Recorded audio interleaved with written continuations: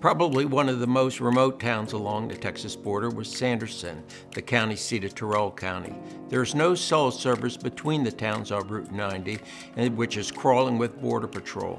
About a mile out of town, cell phone service was restored. The town at one point was thriving and had an enhanced sense of place, as it was the stopover for the Southern Pacific Railroad. The train employees created a diverse center of commerce for the town. That ended in 1995. A flood in 1965 destroyed commercial businesses and homes, and the town had not fully recovered by the time the railroad left.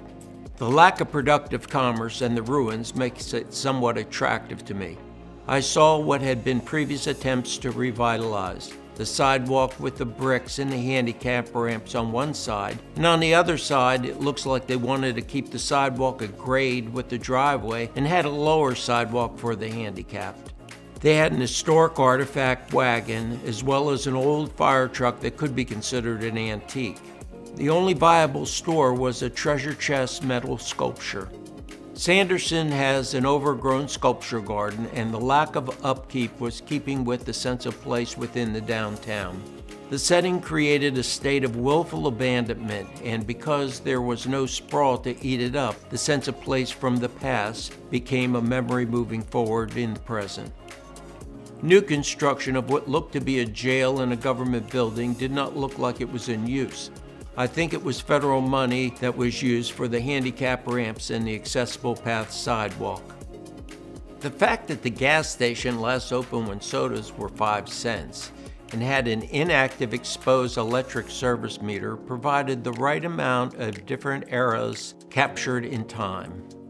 The active high grass on the pavers in front of the pharmacies indicated that the viable business has not been open for a while, probably due to the virus.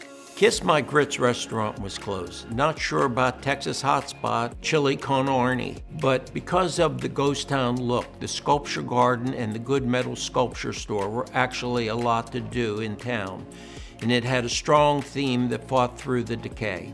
Wallace, Idaho is the county seat of Shoshone County in the silver mining district, which produced more silver than any other mining district in the United States.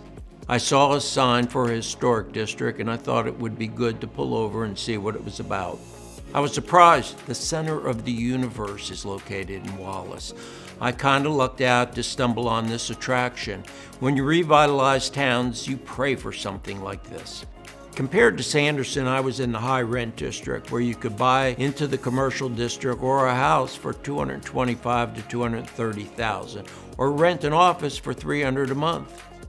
The historic inventory is thorough and complete, and the mining town had a good reputation as a place to recreate. A thriving brothel industry until 1991 brought foot traffic and increased hospitality options. The luxe rooms have been converted to a boutique room rental featuring full-length mirrors with gold adornment.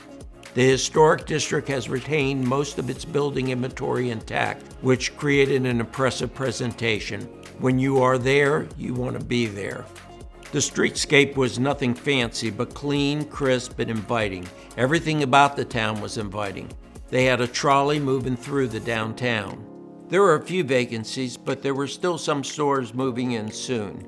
There were buildings that were dedicated to the tourist trade. The town had solidness about it, and it carried over to the vibe the town offered to visitors and pedestrians. Thank you for visiting my site, Last Days of Lockdown 2021. Over 80 videos showing conditions at the end of the 2021 lockdown, which I have chronicled for posterity.